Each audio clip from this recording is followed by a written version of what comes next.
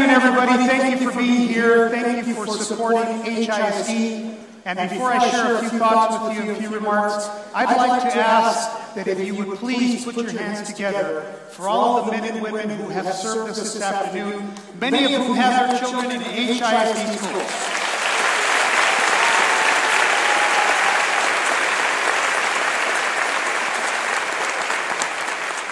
Now, regarding the robot, you think that only code humans, many of us, especially me, would be able to keep up on the dance floor.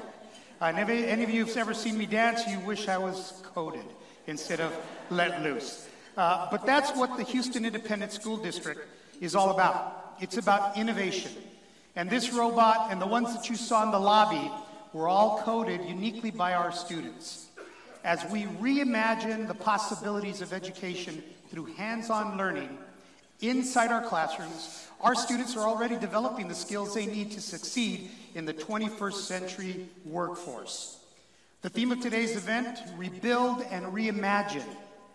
Not only are we rebuilding from Hurricane Harvey, but we are pausing at this unique time to really rethink and reimagine the way we educate our students and the extent to which we provide innovative opportunities for them.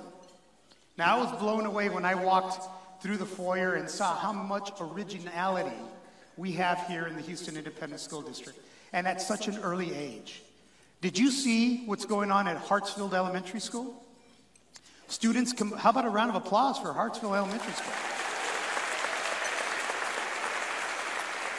Students combined their training with their imaginations and used a 3D printer to create a wheelchair cart for Maya, a dog who could not use her hind legs. Isn't that innovative? And how about our students from MC Williams Middle School? They used similar techniques to 3D print a prosthetic arm for Anderson Accord, a 6th grade student at the Mandarin Immersion Magnet School.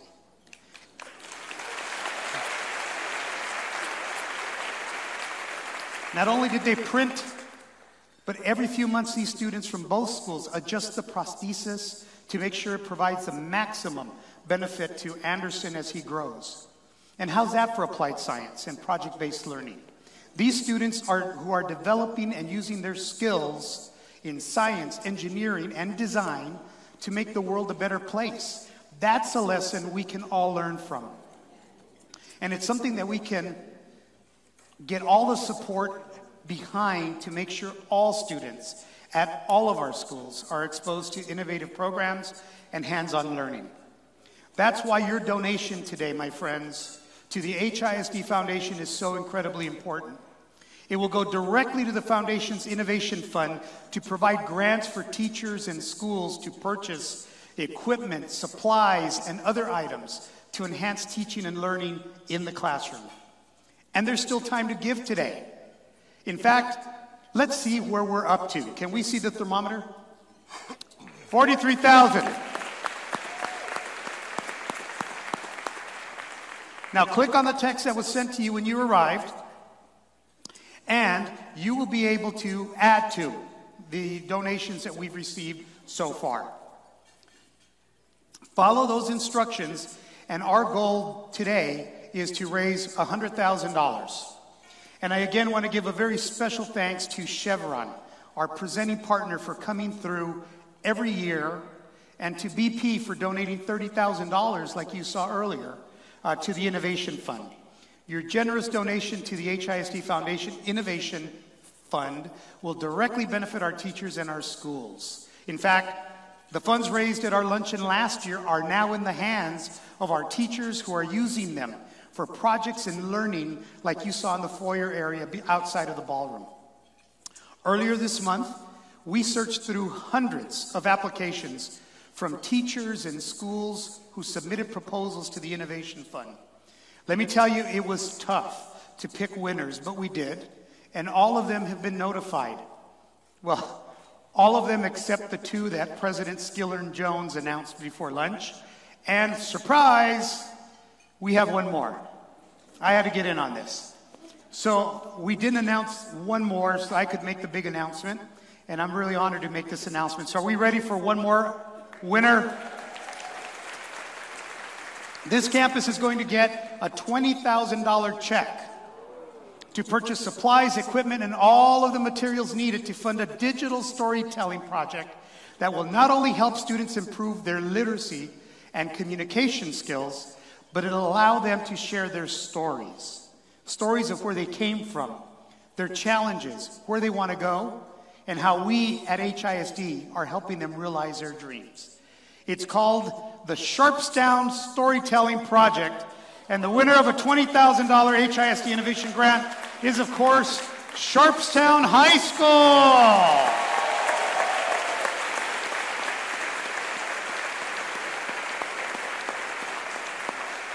So congratulations. This was all made possible because of generous donations to the HISD's Foundation Innovation Fund.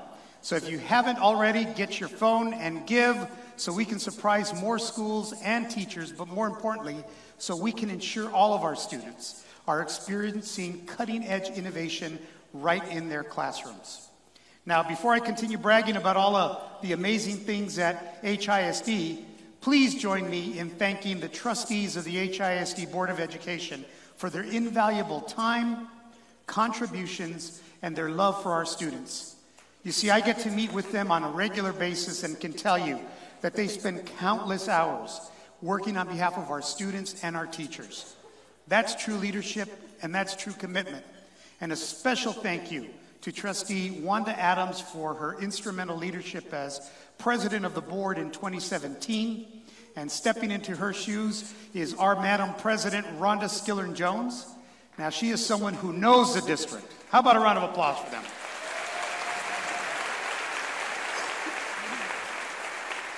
She is someone that knows the district inside and out. Her children have been students in HISD, and we are fortunate to have her leading the way. I also want to welcome our new trustees, Sue Dygard, Elizabeth Santos, and Sergio Lira, who, along with trustees Yolanda Jones, Ann Sung, Holly Flynn Villaseca, and Diana Davila, are devoted to making sure that all of our students receive the high-quality education that they deserve. And last but not least, I want to thank our teachers and our principals that are here with us today for the lifelong lessons and the difference you are making in children's lives every single day. Joining us today are our principals from our 284 schools, along with their campus 2017 Teacher of the Year or Administrator. So would our teachers and our principals please stand and be recognized for your survey?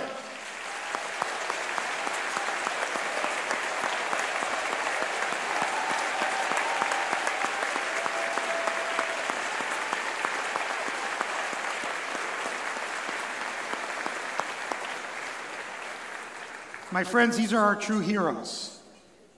This morning I had a conversation with Superintendent Runcie in the Broward County School District, a good friend of ours. And what you may or may not know is that during Hurricane Harvey, Superintendent Runcie mobilized his community to send supplies to us right here in the Houston Independent School District.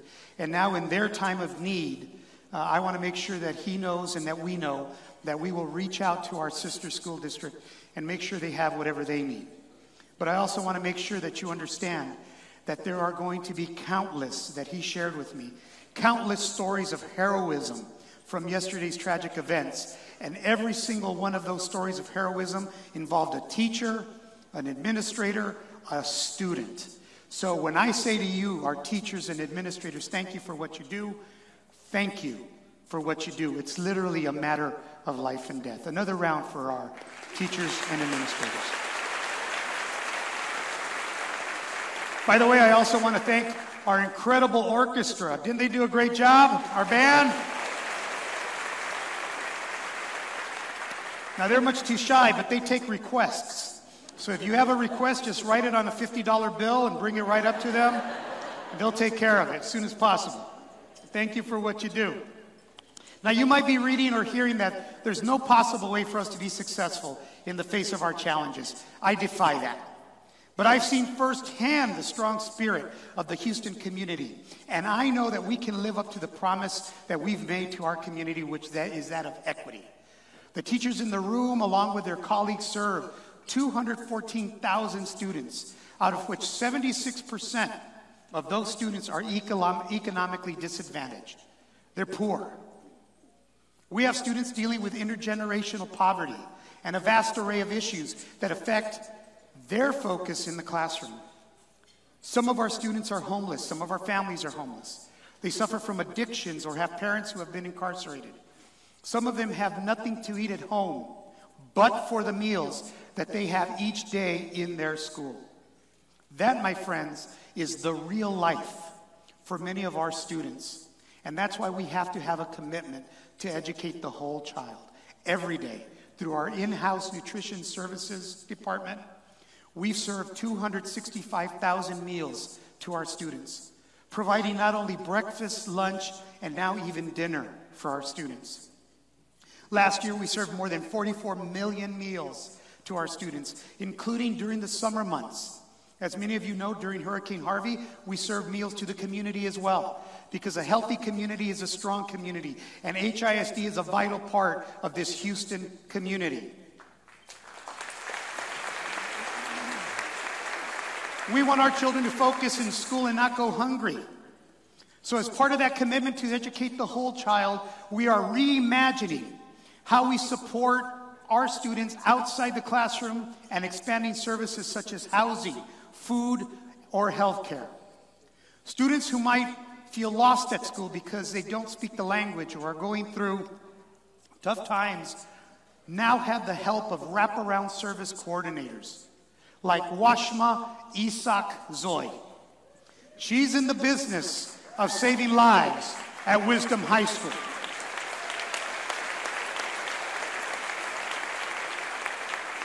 Now, one day you might see her distributing Metro passes to students whose families have no transportation. And later you might see her in a meeting with a lawyer to help a family avoid deportation.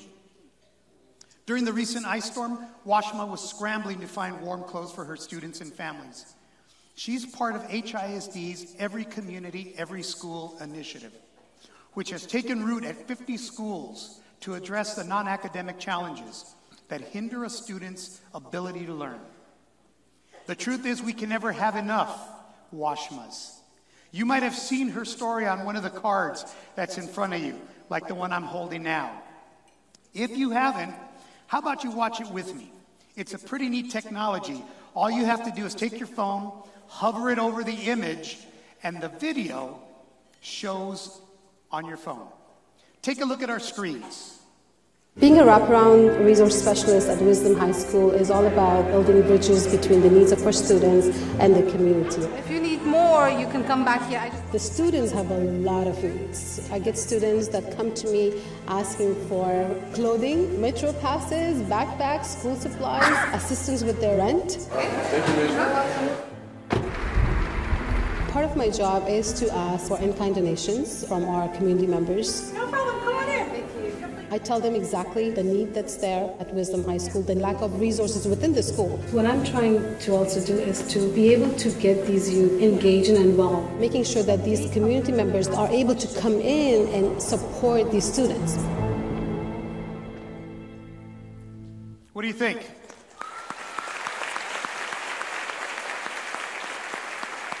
There are 49 other Washmas in our district as we speak, and our goal between the Board of Education and I is within the next few years we will have 100% of our schools with a wraparound services specialist. Some people say these are an addition to, these are fluff. I say to them that you cannot educate a student in an urban environment without attending to the social-emotional needs of our students.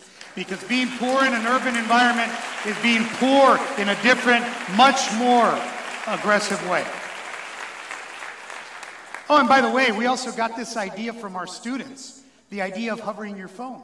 You see, they're working with augmented reality in our classrooms. Last year, I was standing on this same stage during my first State of the Schools address, and I made a promise to you to support the arts and arts education. Today, can I get a hand for some arts education?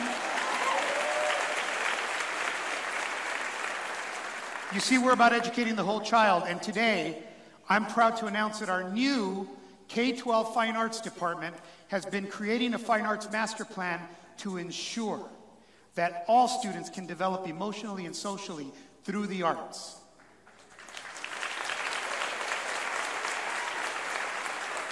This upcoming school year, we plan to expand our arts program to all elementary schools. Not some elementary schools, all of our elementary schools. And we as a district want to nurture the passion for the arts in all of our students, to improve academics and to promote better attendance.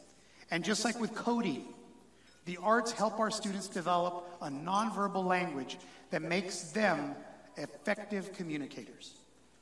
Look at me. I'm a musician. I'm a passionate mariachi.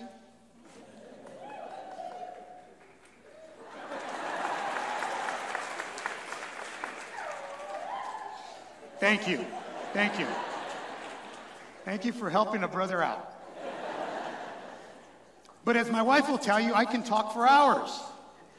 No need to worry today. I promise I plan to finish before dessert. But one of our goals as a district is to ensure that our students are prepared for higher education and industry certification. With your help, we can continue to achieve that goal. We want to multiply our partnerships with business and industry leaders to expose students to different careers while they are still in high school.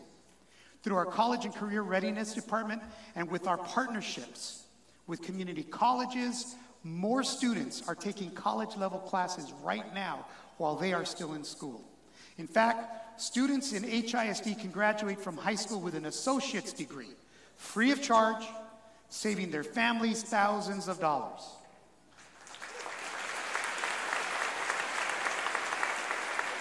We saw a 9% increase in the number of students passing advanced placement exams to 9,513 in 2017 from 8,765 in 2016. That means that our students earned an estimated 28,539 college credits, which saved Houston students and families over $9 million in tuition. Last year, our students received $388 million just in scholarships. And in order to create modern scholars for today's modern world, we have to provide a modern learning environment. That's why HISD is reimagining how schools and classrooms are designed. Thank you to the 2012 bond, and thank you to all of you, the taxpayers of Houston, all of you who supported it. We have new schools that are bright, open, and modern. They feature lots of natural light and open, flexible spaces that foster project-based learning and collaboration among students. Just the skills you need to be successful in college and in the workforce. Now, we're halfway through the 2012 bond right now. And that means half of all of the projects have been completed and opened for our students. That's a major milestone for us. We've opened 13 schools since September, and we're on track to finish almost 20 more by the end of 2018. But that's not enough for us. We believe every child in this district should have access to modern, state-of-the-art, 21st century spaces. And that's why the board and I have had a conversation, and we're developing a 20-year capital campaign that will outline all school and faculty facility replacements and the district needs. This will be key as we plan ahead for anticipated needs long before we need them. We're using a strong facility assessment and student growth data, not politics and loud voices, to determine where new schools are built and when old schools are to be replaced. The campaign will include a call for a series of 4 thoughtful and carefully planned bond referendums over the next 2 decades. We aren't announcing a bond just yet, but I want to be transparent and tell you that we are, in fact, already thinking about our future needs and actively developing a plan to meet them. With your help, we will reinvest in schools and communities. Let me say that again. We will reinvest in students, schools, and communities all across this district. And we will all be better for it. Now, in case you haven't visited any one of the bond schools, we provided 3D reality goggles in the lobby that can take you inside our schools. And if you didn't get a chance to use them, how about we take a look together? Pardon me while I get my goggles.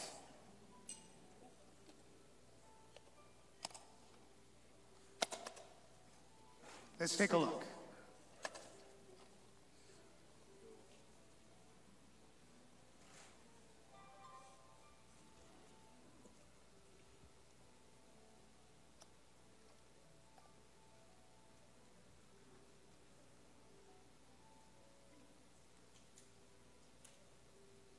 What do you think?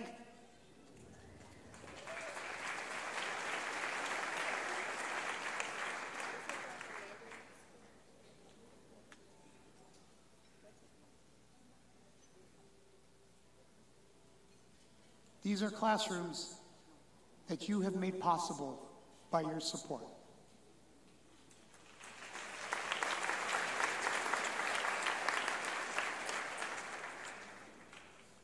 My hair still okay?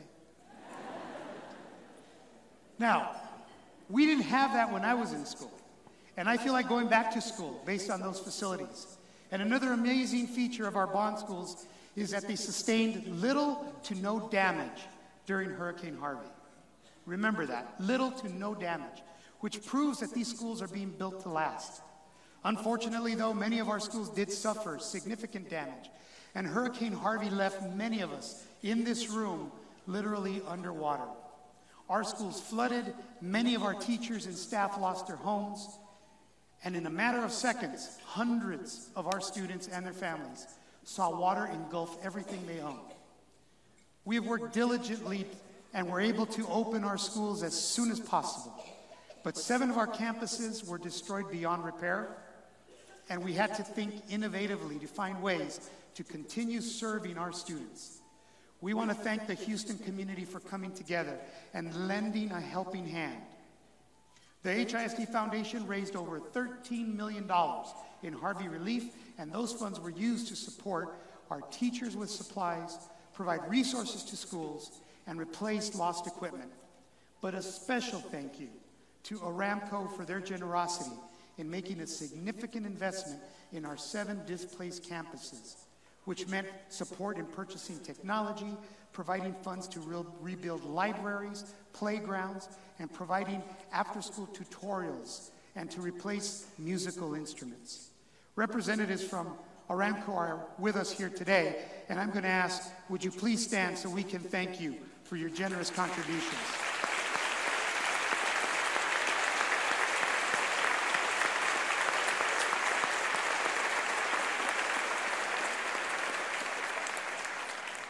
Ladies and gentlemen, we were also able to award $180,000 in grants for teachers to rebuild their classrooms after Hurricane Harvey.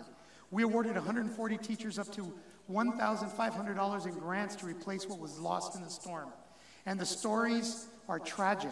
The 30-year teacher that has her entire library and all of her individual lessons and manipulatives gone.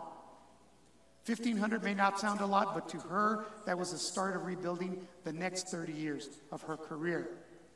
And we know that after previous hurricanes like Rita and Ike impacted school districts were given an almost immediate reprieve by the Texas Education Agency. They were given a reprieve from state accountability standards, not because we fear accountability, but when you have a student and a teacher and a principal and a community that has lost everything, and if you read the literature about traumatic events, we know that just now, months after that event, are we starting to see the real impacts on our students and our teachers. Stories from our teachers that when it rains, students cringe. Stories from our principals of teachers that can't function when it starts raining because they relive that traumatic event. So make no mistake, no one is afraid of accountability. We are not afraid of accountability, but we also believe that we treat humans like human beings. So I'm renewing that. I'm renewing the call for a humanitarian approach to our students, our teachers, our community in the most devastating natural disaster ever to hit Houston. Do we really want to spend February, March, and April having communities worry about closing their doors? I don't. Now, despite emotional trauma, I want you to know that my fellow superintendents and I, especially in the Gulf Coast areas that were affected by the storm, have requested a pause. A pause in accountability for 1 year so our families can regroup and that we can recover. However, we're about to enter the start testing next month with no clear picture of the standards that we're aiming for, let alone a pause. Now think about this. I want you to work really, really hard. And I want you to keep working, but I'm not going to tell you yet what the bar is that you have to meet. I want you to run. When you get done today, I want you to run back to your office. And I want you to keep running just like Forrest Gump. And don't stop, because I haven't told you where your goal is. That's what our schools are doing. So a pause seems to me a very modest request. We have students that are walking in the dark. We have teachers that are going back to places that are not their homes.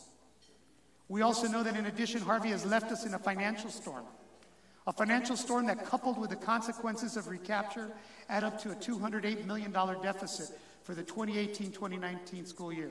This year, we're going to have to write an estimated $260 million check to the state of Texas because of recapture. As we all know, we depend on property taxes to fund education.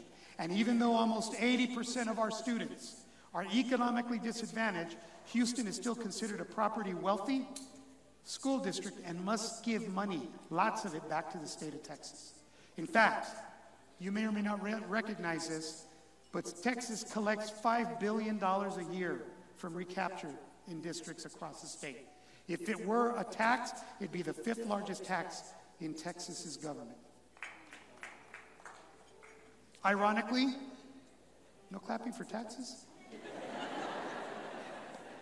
Ironically, if we did not have a recapture payment, and the state of Texas would step up to its constitutionally required duty to properly fund public education, we could eliminate the deficit at HISD and have additional funds to provide resources for the students in the communities that need it most.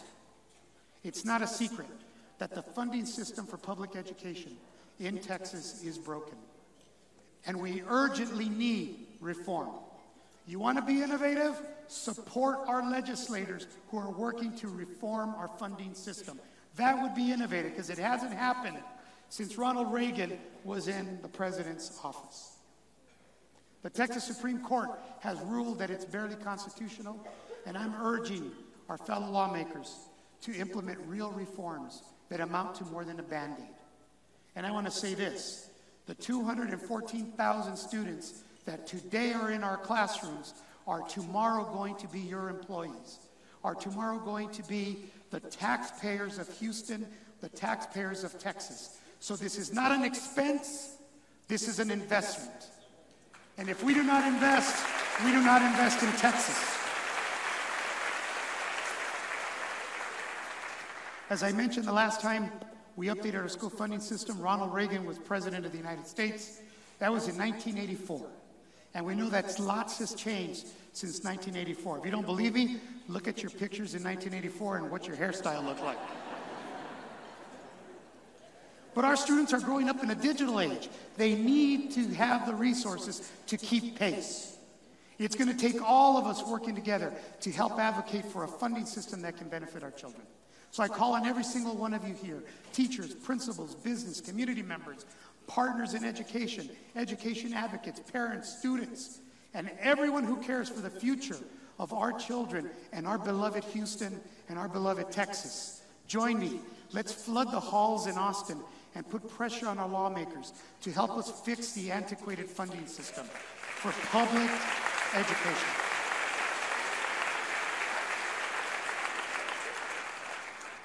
We have a lot of work to do, so we must start, and we must start now. We know that the finance system that will reflect today's needs to be implemented now. And we need a funding system that does not rely so heavily on local property taxes to fund our schools. We continue to do more with less, and the state has not helped school districts, all school districts, in its fair share towards public education.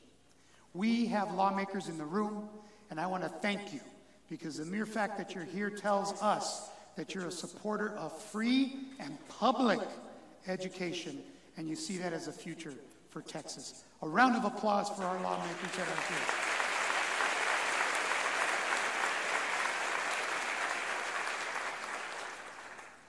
On top of a broken school finance system, we're still in the process of rebuilding from Hurricane Harvey, which had a financial impact on our district of $70 million. From that experience, we know that the last time that we faced a hurricane was Hurricane Ike in 2008. And we know that after Hurricane Ike, our enrollment declined tremendously because many families could not rebuild or they were relocated. Likewise, we see a significant decrease in student enrollment this coming school year, which will mean a decrease in state funding. We also anticipate that Harvey will have a significant impact on the city's property values, and we project a 3 to 5% decrease, which for all of us translates into millions upon millions of dollars in funds lost for the Houston Independent School District. But even in an austere budget environment, we must not lose our sight that our obligation is to educate the whole child and provide the essential services that they need to be successful. We are always going to be on the side of children, always. And we currently have some schools that have struggled to meet the basic needs of their students and cannot afford essential positions like a nurse. Some small schools which are literally right next to refineries and the ship channel, where asthma is not uncommon, and it's an uncommon challenge that students face. Those small schools share nurses under the current funding model. That is not acceptable. And unfortunately, inequity still exists in Houston schools. We are determined to change that. Our vision is to shift to a funding model in the upcoming school year in an austere budget environment, within an environment where we will have less resources, within an environment where funding for public education is not increasing. We are going to switch to a funding model which, regardless of its size, is going to provide every school with the services and at the same time, every principal with the ability to have flexibility to innovate at their campuses.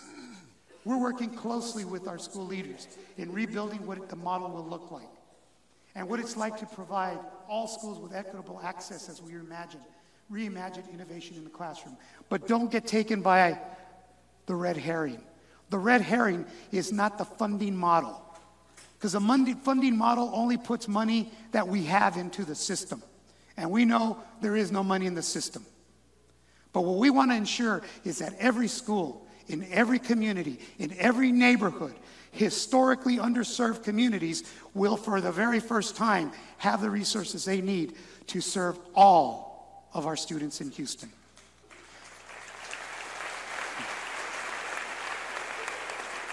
And as one of the largest employers in this area, in fact, we have 31,000 employees with 214,000 direct constituents, our students, and 500,000 indirect constituents, our moms, our dads, our aunts, our neighbors, our friends, our tíos, our tías, los novios, las novias. By the way, those 214,000 students will be your workforce. So let's talk about how we work together to build some academies so that we're infusing the kind of skills and experiences and innovation that you would want when we graduate those students, or that you would want when you're admitting the next group of students to your university. Your partnership now is crucial because together we are educating the future economic engine of this community. In the face of more than a $200 million deficit and without the investment of people like you, innovative programs will not be available for our students. And that, my friends, is not fair for our future workforce or our future district or our future city. This past year, we have launched our action plan to transform historically underserved campuses. We called it Achieve 180, and we've been providing extra support and resources to improve academic achievement in these schools. However, we have 10 HISD campuses that have struggled academically for 5 years or more and are at risk of being closed. And according to state law, if any school is designated as improvement required for the 4th or 5th year or more, and it does not meet the state standards by August, by the which we don't know what that is yet, The state can close a school, or they can come in and appoint a board of managers to run the school district. I, as your superintendent, will not allow for our schools in our historically underserved neighborhoods to be closed.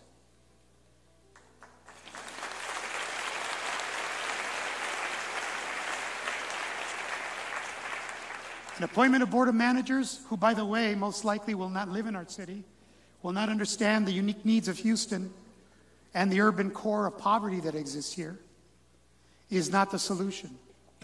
Taking over the Board of Education and appointing a board of managers would affect all schools in the HISD, not just the 10 who are improvement required status and who are at the risk of being closed. We need to control the destiny of all of our schools, and particularly those that have struggled for far too long, and that, frankly, we have failed for far too long. That's why we, as a district, have been exploring options for these campuses that could prevent their closure. Senate Bill 1882 gives us a few options, and one that allows us to partner with outside organizations like a nonprofit or a college or a university. But again, don't take the red herring. We're not going to turn our schools over to chartered management organizations. We're not going to turn them over to other people. We are trying to save our schools, and we need your support in an enlightened conversation around saving our schools. There are options, and one is what I will call a restart or a rebooting of a campus. We essentially would end the 2017-18 school year and restart the campus in the coming school year with limited grades.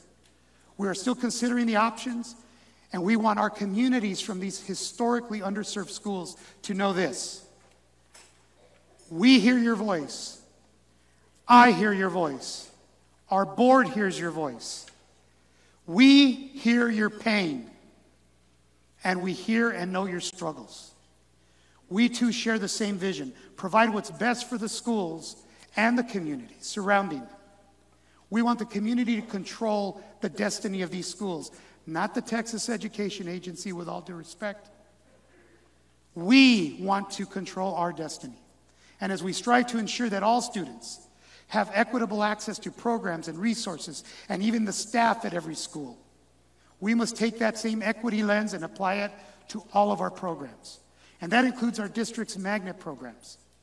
Now, last June, the HISD board charged me and the district to take a hard look at our system of school choice and magnets. We did.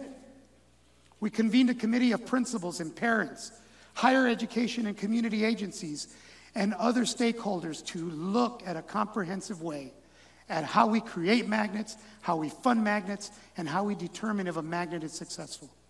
They have asked hard questions and probing questions like, why do some of our magnets look nothing like the ethnic makeup of our district and our city? The fourth largest city in America and the most diverse city in America, and our magnets do not reflect our city. The committee made several recommendations, and you may have heard about them. Though what you heard may not be complete. Right now, these are just recommendations. There have been no final decisions made. I will, however, tell you that much of what they reported back to me and to my staff does not surprise me. Our magnet and school choice program, as it exists right now, are phenomenal. Some of the best in the nation, but they have inequities. And it has inequities in not only the funding that goes with some of these programs, it has inequities in staffing. It has inequities in where our top programs are located. Now, I understand that this can be a very personal and passionate issue for many of our parents, especially when it comes to their child. And I get emotional when I talk about it.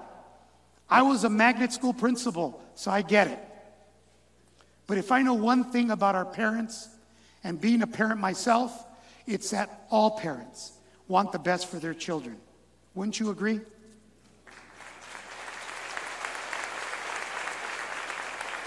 And I want to thank people that have written me letters, and I want to thank those that have been thoughtful in their letters and not just sent chain letters. I read them, I absorb them, and as I think about them, some of them are pretty myopic. Because as superintendent, I was hired to be the superintendent of all 214,000 students. And they all deserve the best. No matter what part of Houston they live in. They deserve access to quality schools and programs in the district. And they shouldn't have to get on a bus and travel across the city for hours to find quality fine arts, STEM, or other choice programs. They should have quality programs in their own neighborhoods. My friends, as we work to find solutions to these challenges, our goal is not to take anything away from one magnet program to pay for another.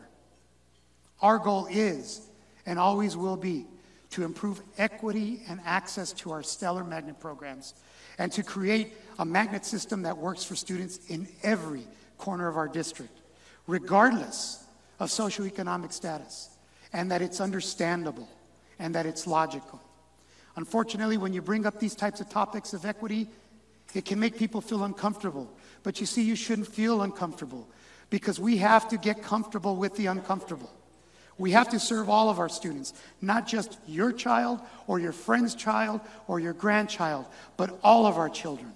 Our children's future and workforce depend on ensuring that all of our students have the access to these quality programs everywhere in our district that prepare them for success. And while we are only weeks away from the March 5th deadline, when work permits will begin to expire for young immigrants under the Deferred Action for Childhood Arrivals, better known as DACA. At HISD, many of our students and teachers are dreamers. And I want to say to you, my dreamers, my fellow teachers who are dreamers, my support staff who are dreamers, my students who are dreamers, own your story. Be proud of your story. As long as I'm your superintendent,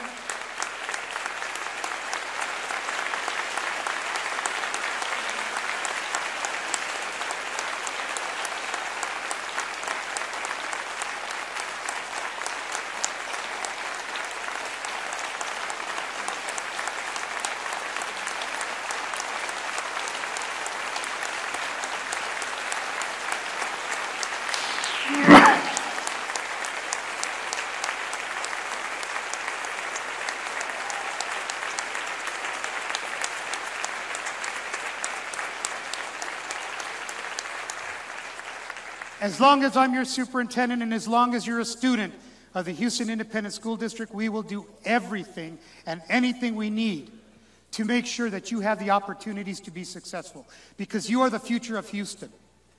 And it doesn't matter where you were born. We support all of our students, regardless of their immigration status. I want you to know we stand with you and we're advocating for you. We're advocating on the state and the national level. Own your story. Be proud of your story. Some of you may have known that over the last 3 days, I've been suffering with a bout of pneumonia. Been in bed. Had a chance to watch the Olympics. And if you see the medalists that are coming from America, who wear the stars and stripes proudly on their uniforms, and you see with the countries that they come from around the world. You see, that's what America has always been. And if there is any community that has always been accepting of anyone from anywhere, just come with a good idea and hard work, and you're gonna be proudly called a Houstonian. It's Houston.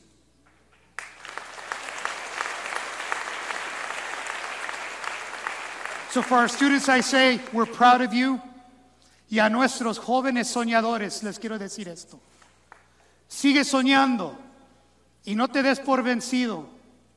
Cuenta en tu historia, porque aquí en HISD seguiremos apoyándote y ayudándote a lograr tus sueños. So join me.